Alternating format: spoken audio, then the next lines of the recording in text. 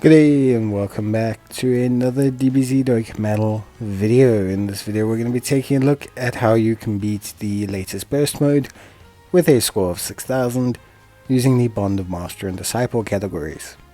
Now we're showing the modifiers on the screen. At this point in time you can copy these if you want to. Honestly, this feels the best. Reason being, it allows us to have int and AGL type characters, but also it allows us to have a Gohan, a LR Super Saiyan 2 Gohan, or Super Saiyan Gohan I should say. He actually he does a great job, but he's not mandatory actually to have. You should be able to replace him with, some replacements if you want to, but he doesn't necessarily do huge damage. I mean, obviously he does big damage, but we actually get a lot of our damage out of the future Gohan, surprisingly. Now, in terms of this team, the reason we went for int, so you can go for strength and AGL type. With the strength and AGL type, you're looking more at having the strength LR future Gohan. Also a great pick for this fight. He does huge damage, and his active skill and his domain do huge damage. But then when you're looking at team build, leader becomes a little bit more difficult.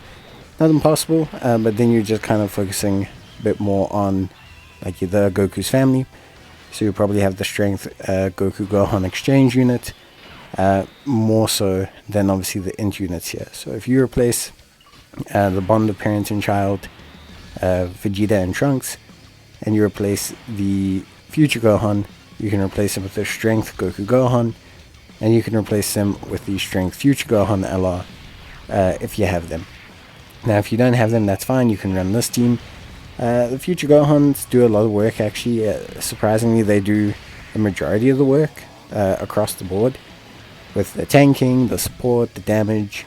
It's actually really impressive how much good work that they do. Now the way this fight works is pretty simple. It's got a tech first phase and second phase, and then it has a third phase against strength cell that can turn into a fourth phase if you don't beat him and you fill up the rage bar. Now the rage bar is based on how many super attacks you do.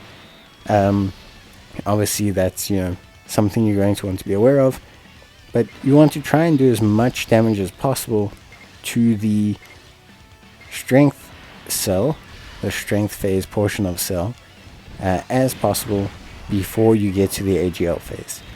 So you can see here, obviously he's attacking Gohan. Gohan tanks great. Like I said, Gohan doing a lot of really great work here. Gohan does huge damage, as you can see here. Like Gohan is doing massive damage against Cell. You want to do as much damage as possible against Cell while he's in strength form, because when he becomes AGL in his giant form, he becomes a lot tankier. A lot tankier, and obviously we don't have any tech characters, so there's a bit of a problem for us. You can see here we've got the AGL Gohan. We do manage to transform him. Like I said, weirdly enough, at least my Gohan didn't pop off. Obviously some other people's Gohans may pop off, but my one didn't really go crazy. Like, he didn't manage to really get rid of Cell, and he took quite a lot from the super attack because he didn't manage to super beforehand. But we managed to survive anyway, fortunately. Very well done there on in terms of tanking. Obviously, LRS's2 Gohan's a super duper helpful character. But you will need to get crits more than anything against the AGL cell, as that's going to kind of net you the big damage. And that's why Into Future Gohan did such a great job. But yeah, the Bond of Master and Disciple one, I would probably say, I don't want to say is easier than the Pure Saiyans, but it feels like it's got a little bit more variety in terms of units that you can use, because you've got like AGL SS2 Gohan, you've got In Future Gohan, Strength Future Gohan, Strength Goku Gohan. You've got lots of really solid picks that you can use comparatively maybe to some other people. But yeah, I think it's still a pretty solidly run category. I think ultimately at the end of the day, everything ran pretty smoothly and pretty straightforward. So yeah, but that's pretty much it from me. Obviously we're going to round things up here and just kind of wrap everything up. Let me know if you guys need any help or any more help, or want to know of any substitutions that you may or may not want to run, of course. But yeah, otherwise that's pretty much going to be it from me. Hope you guys enjoyed the video. If you need help or you want to run pure sands instead, I do have a video on it. I'll leave I mean, it's literally, you should be able to see it on the channel, but I will eventually put a link in the top right hand corner to it for you guys. But yeah, that's basically going to be it for me. Hope you enjoyed the video, and as always, thanks for watching, and I will see you guys in the next one.